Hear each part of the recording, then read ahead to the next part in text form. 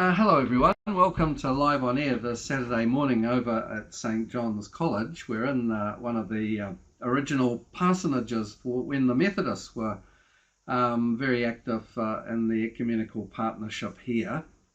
And I've got sitting next to me Brett Knowles. Now Dr. Knowles is from the Pentecostal movement. I knew him a long time ago when we were both ministering in Timaru, and he is now one of the sort of leading church historians in New Zealand and I think possibly Australia as well. Very much an historian of all kinds of theology to do with the Pentecostal world and all kinds of history in the broadest possible sense. So without any further ado, Brett, would you like to say a few words of introduction about yourself? Thank you, David. I'll try to live up to your high expectation implied in that introduction. Yes, certainly most of my adult life has been spent in Pentecostal churches. My wife and I now worship in a charismatic Presbyterian church in Dunedin, and I'm involved in academic teaching in retirement, and I teach a course for a Church of Christ college in Australia, teach on global Christianity, and that's taught by means of online computer-based teaching. And for this semester I've been asked to teach Associate Professor Tim Cooper's paper on Reformation for the University of Otago, which is why I'm in Auckland doing a block course as part of that course. Now, Brett, one of the things we were both taught by Professor Peter Matheson, who was one of the leading historians of the Protestant Reformation. So yes, it's great that you're back there teaching the state of early Protestant thinking all over again. It's marking Luther's anniversary, perhaps? The 500th anniversary of the possible nailing of the 95 Theses on the church door at Wittenberg. Ah, right. Because we started the celebrations off with a lecture at Otago last week, and one of the things the lecturer said that the tradition of the nailing of the 95 Theses is based on one comment from Melanchthon in 1546. Oh, just the one comment? Just the one comment. Goodness gracious. And in fact, what is known, what is historically certain, is he did write the 95 Theses on that day and posted them to Bishop Albrecht. And that's what started the whole controversy going. But as far as the actual nailing, it's a lovely image, but there's reason to question it.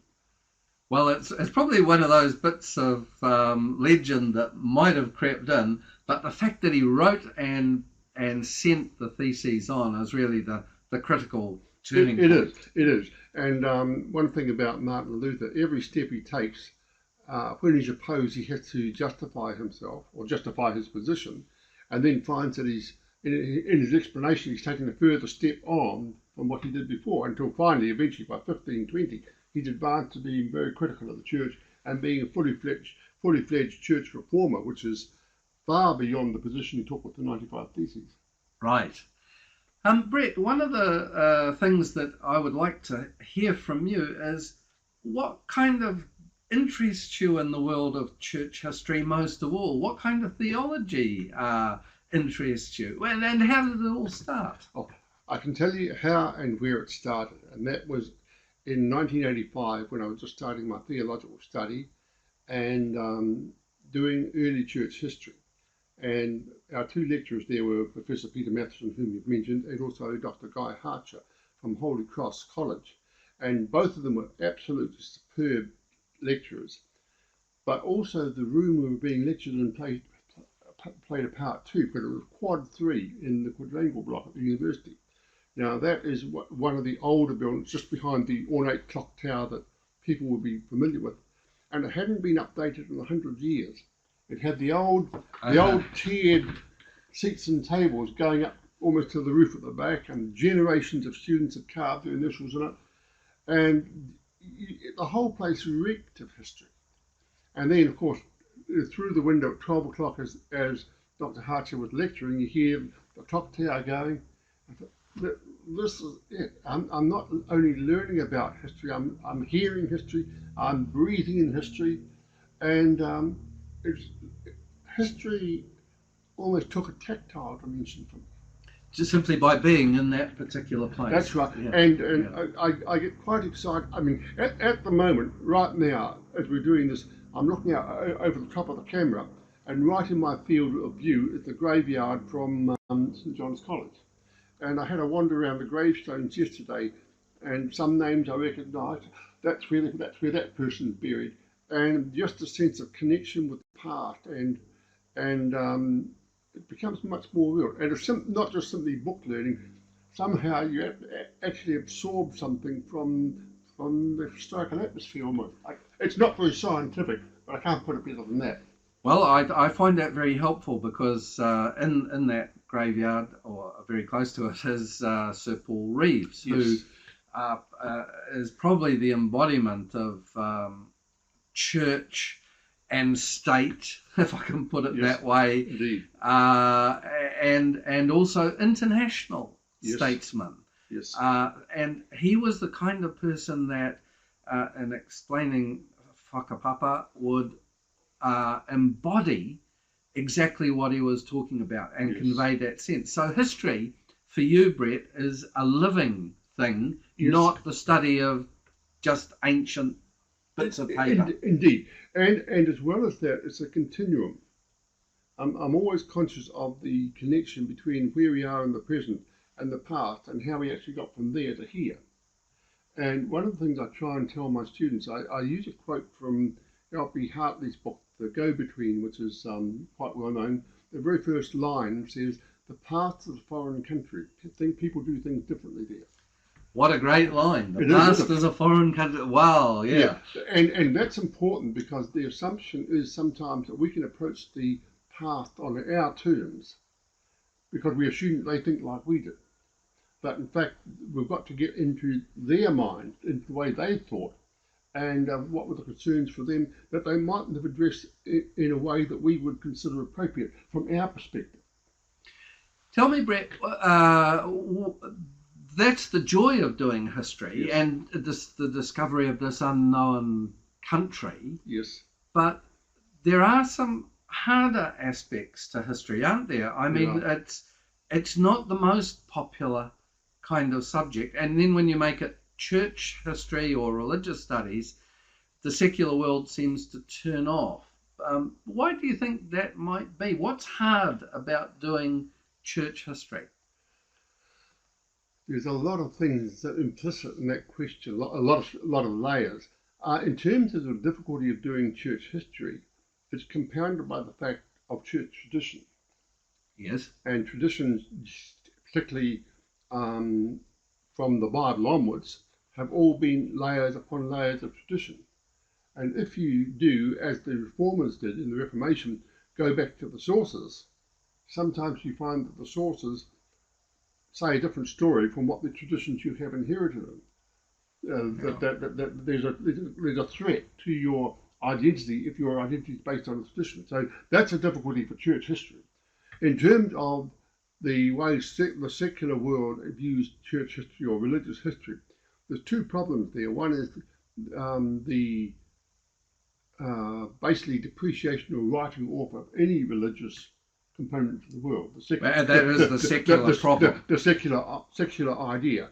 And why should religion be brought in as an explanation for anything that goes on in history? If you're doing church history, surely you're doing history of a minority. But I would argue that even in so-called secular New Zealand, the Christian influence goes way out beyond the church, and there's things like giving a bloke a fair go. Some of the cultural things that are implicitly Christian values held by people who may never darken the door of a church. So the religious influence goes on further beyond the church, and I don't think it's a ghetto issue. And secondly, in terms of the history, unfortunately, we have been caught in the tyranny of the now. In other words, what's important is now. It's what's happening. We don't care about the past. Why study history? It's dead men's thinking. Can I take you up on this point? Please. Because this to me has always seemed the difficulty in being a historian within Pentecostalism. My friend Martin Sutherland used to lay a great emphasis on in the Baptist world that the Baptists were less concerned with what the church thought 5, 10, 15 or 100 years ago than they were with the experience and reality of Christ now. Yes. And of course that would also surely be the underpinning of Pentecostal understanding, that the Spirit is active now doing things. So in a sense, does it matter so much about where the Spirit moved? Exactly. Exactly. It's even more pronounced than the Baptist system because of that. And Simon Chan, who's a very good Pentecostal theologian based in Trinity College in Singapore, wrote a book, this title escapes me now, but basically he was critiquing the failure of Pentecostals to tradition. And he used tradition as a verb. And he said that they don't see themselves as part of the main church tradition going right back to the early church. They tend to sort of leapfrog from their position to the book of Acts, nothing in between. But he said, in actual fact, the tradition has evolved and changed and moved, and the Pentecostal movement is part of that. But because they don't recognise that wider tradition and don't appreciate what's come down to them through the other streams that are fed into their movement, they're actually the poorer for it. So he argues that the Pentecostal churches need to look more carefully, particularly at the Orthodox tradition, which he sees as being much more open to the Spirit than the more Western traditions. Right. I suppose from a Methodist perspective, we would tend to say that Wesley emphasised first and foremost Christian experience, but placed alongside of it Scripture, tradition, and particularly reason. And reason is not something that sits so well within that broader framework. The 11th commandment, thou shalt not think. Who said that? I did. No, it has been said. And we just a couple of weeks ago, we had Ravi Zacharias speaking to a combined church gathering in Dunedin in the Forsyth Bar Stadium, and one of his catch cries is "Let my people think," which of course is a paraphrase of what Moses said to Pharaoh. And when you think through that, that's actually quite a profound statement to make. Absolutely. Well, I mean, one of the things that when I first got to know Brett and he was writing his doctoral thesis, really around all the themes of Pentecostalism within that, that was the New Life Centre in Timaru. So you produced this a beautiful academic work that talked not only about what the church was doing, the impact that it was having, but the undergirding structures and reasons and so on that were there. Yes. And there wouldn't be, at that stage, there were a few leading church historians that had emerged. You had your Peter Mathesons dealing with Europe, you had Alan Davidson, you had Peter Lynham. Yes. You must have been one of the very first within the Pentecostal movement in New Zealand. Was it called the Latter Rain? Well, Latter Rain, it wasn't an identifiable body as such. It was a theological emphasis that came to certainly underlay the New Life churches. But don't put me up on the pedestal with Alan Davidson, Peter Mathesson, and Peter Lynham. I'm not worthy to untie their shoelaces. Okay. But certainly in terms of being one of the first to do Pentecostal history, yes, you're exactly right. And I had to fight tooth and nail for that. Because when I decided to go down to Dunedin to study theology, at this stage I was a co-pastor at the New Life Church Centre in Timaru, which is a 400-member church, 3 pastors on the staff. And the local pastors were happy to release me and let me go. But we wanted to see what senior members in the movement thought. So we went up to Christchurch and talked to Peter Morrow, who's of course very well known as a leader of the movement, and told him his jaw absolutely dropped. And he looked at us aghast.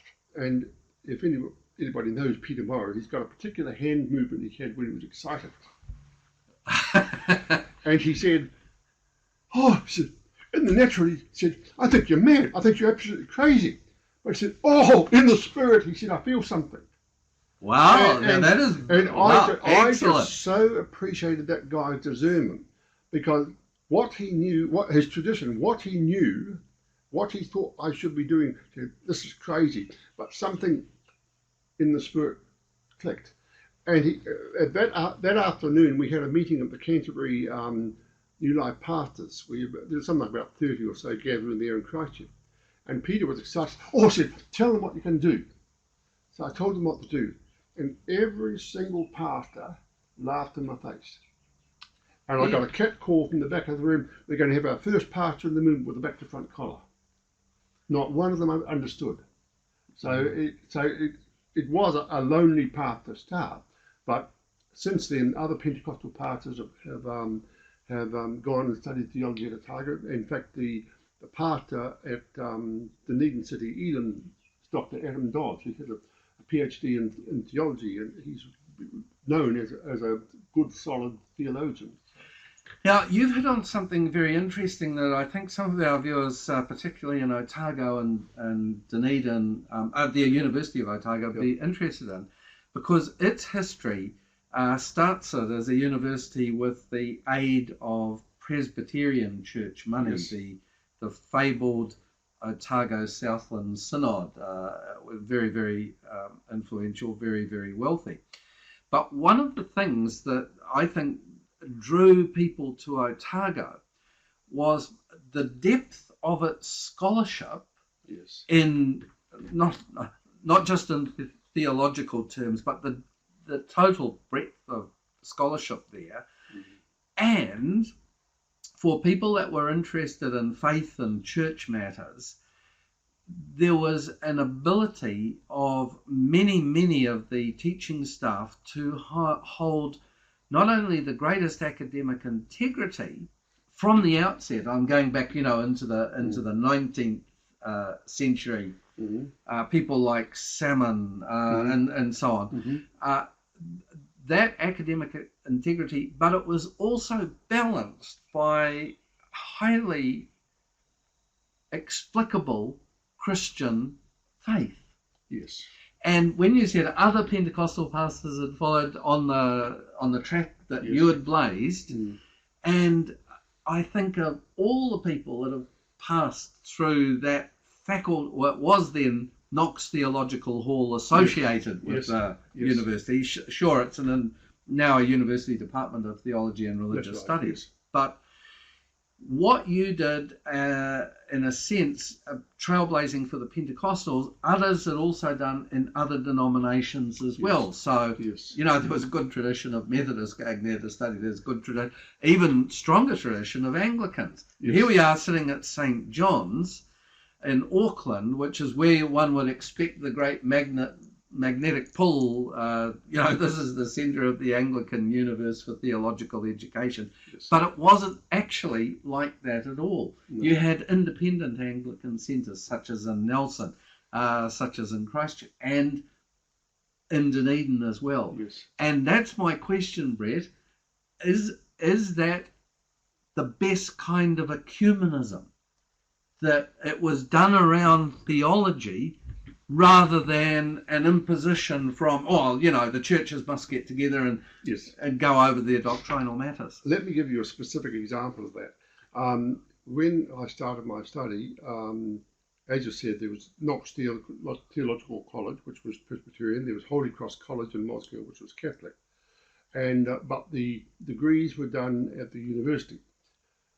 And the way they worked the teaching was all first-year papers were taught at the university by the two college staffs. So the Roman Catholic priests, yes, and the Presbyterian ministers, and that meant in the first-year classes they mingled, and they were. It was quite formative. I recall, for example, just branching from the subject a wee bit, we used to have chapel services. And the students would lead the chapel on the campus among the theological students. And I came in one day, and they're sitting all around in a great big circle. And a couple of Catholic students were leading it, and one of them was just softly playing the worship on the guitar, and the other had an incense censer that was explaining the censer. You know, as a Pentecostal, I'd never sort of encountered something. I'm afraid I was a bit rude. I sort of nudged my neighbour and said, "We're smoking pot today, brother." And anyway, he explained the purpose of it, represented the prayers of the saints, etc. Of course, I'm highly sceptical of all of this. And he lit the incense. And the smoke, it was absolutely still in the room. The smoke started to ascend, and it went up until it hit an inversion layer about 4 feet above the floor, and started to form a mushroom cloud that went out over the whole group.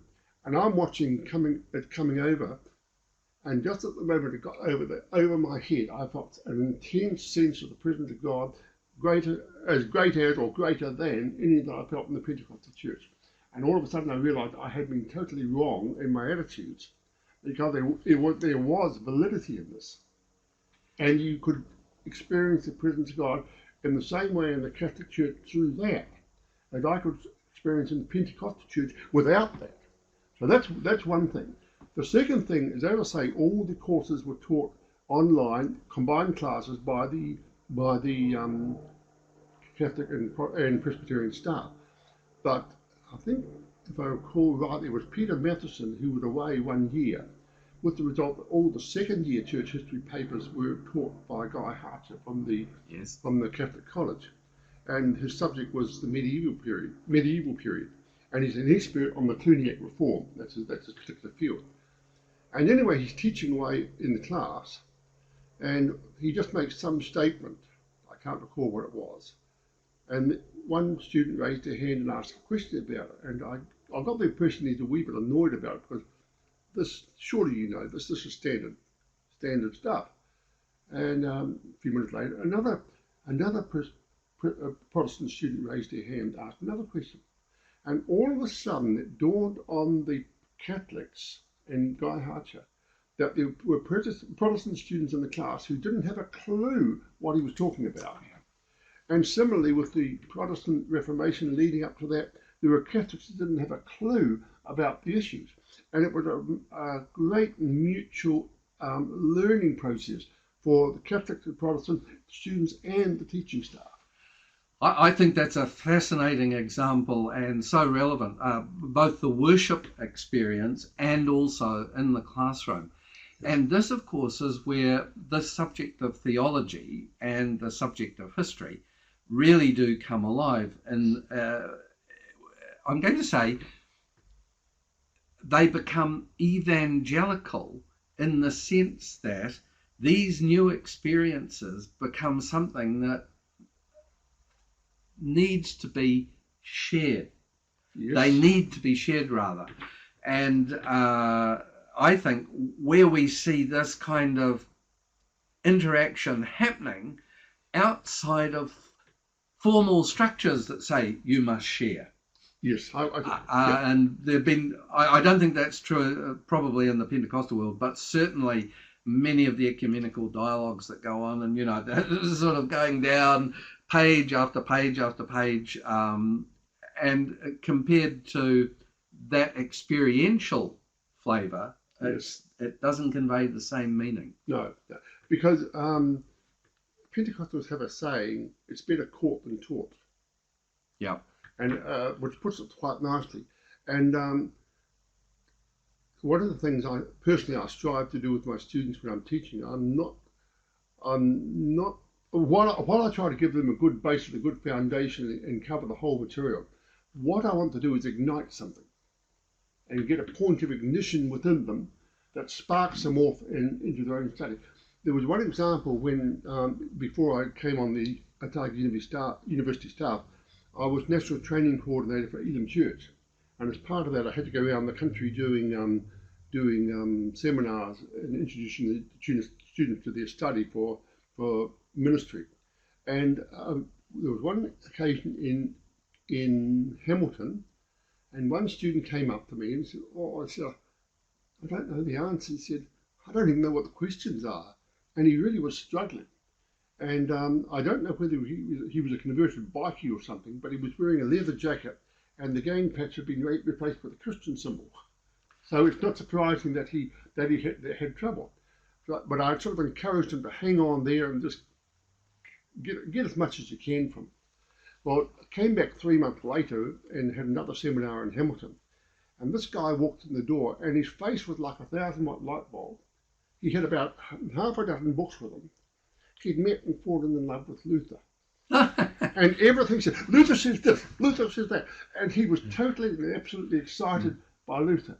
And for me, that is the most defining experience in my teaching career. That is what I want to do. I want to ignite someone so they get excited about the subject. And it's not a matter of saying, goes here, it just bubbles out.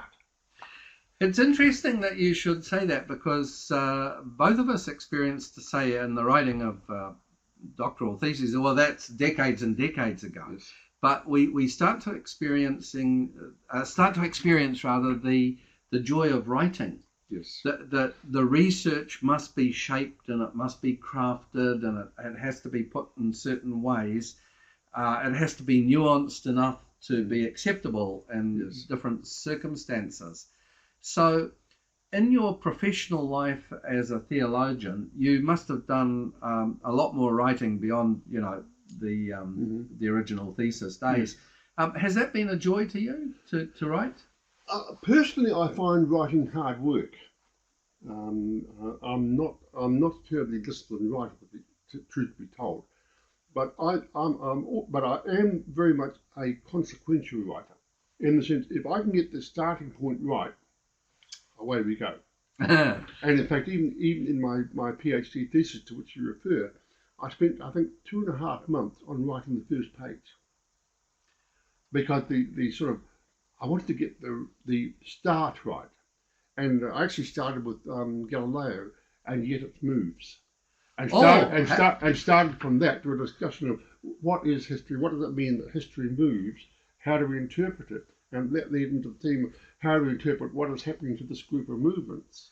I absolutely warm to the fact that Brett's used that illustration from History of Science, yes, essentially. And it was that question that I used to consistently put to students when I was trying to teach them about the history of faith and science. Yes. The key question really is, does it move? Does history move, you mean? No, does the earth move? Oh, yes. I mean, in the strict, how do we get from a system where the earth is at the center of everything, to a heliocentric system where the sun's at the center of everything? And what about the movement in quantum physics, in the Heisenberg interpretations, the Copenhagen interpretations of the quantum world, where I don't know that Bohr actually said it, but he certainly would have meant it, that modern physics has changed everything. It's put man back at the center. Now, I use the word man, of course, in the sense of human experience, back at the center of everything. Yes. And writing history is not dissimilar. Everything moves, we expand out, and then suddenly we've got to come back and we've got to shape it around our own set of perceptions. Yeah, exactly. And one of the things that I think the general public needs to know about history is that we've been here before. History reshapes itself. One of my concerns about the American presidential election, for example, was just listening to Donald Trump and some of his rhetoric and some of the buttons he was pushing, as to how similar this was to Hitler in 1933. Absolutely. And we've been here before. Yes. And in fact, as we're coming very close to the end of our interview time, I would like just to explore that a little bit further. I've been particularly appalled by the fact that American politicians of all persuasions seem able to dispense with the truth on occasions, Yes. that they manipulate public opinion around untruths. That's right, yes. And or alternative truth. alternative. I mean, Yes. how on earth have we arrived at this position? But history does teach us that this kind of cycle does repeat. Yes, yes, exactly. And of course, in the German situation, you had the German Christians. You thought to be Christian, you've actually got to include Germany in the equation, work for Germany's interest, as against the confessing church which stood up to Hitler. Now, it seems to me the American church in general is making precisely the same mistake by making the American way part of what you actually believe in as your religion, whereas some things need to be critiqued. And Mark Knowles, the American historian, puts it, I think he hits the nail right on the head when he wrote a book back in the 1990s called The Scandal of the Evangelical Mind. I know that book well. And the very first line is, the scandal of the evangelical mind is there's not much of an evangelical mind. And he's just so right that evangelicals, and I hasten to say not all evangelical, but evangelicals as a section of the American religious population, they tend to be rather gullible in accepting just whatever is said in the name of religion, in the name of patriotism. And if there's a word that gets my hackles rising, it's that word, and just the sense that whatever America does must be right. I think Peter Lynham had a really interesting comment about this. The IVF Fellowship, though, took the best of the evangelical desire to communicate religious experience, along with the best scholarship, the most rounded ways of examining a thing from an academic, disinterested point of view, and you ended up with a very influential force that communicated Christianity in a way that was attractive to many people. I am converted not by Lloyd Gearing, who's one of my heroes. I love Lloyd's theology, but I'm actually converted by someone who would have taken a much more evangelical approach. C.S. Lewis, William Barclay, that generation that were trying with their intellects to convince. Yes, exactly. It's almost like you move from one point to another, and then, at least for me, someone like Gearing starts to make wonderful sense. But I cannot ignore or go past the original desire of the C.S. Lewis's and the William Barclays to put information to me about Christ that I can weigh up. And Brett, that's been absolutely marvellous talking to you. I'm very, very grateful. I think we're, next week we're talking with John Evans and Mike Statusky and Westphalia Nasa. So we're gathering together a number of significant thinkers from the University of Otago, the Knox Theological Hall, and in our own way saying, we're very grateful for that experience, just as I'm very grateful for you coming on. Thank you. Thank you for the invitation. Thank you.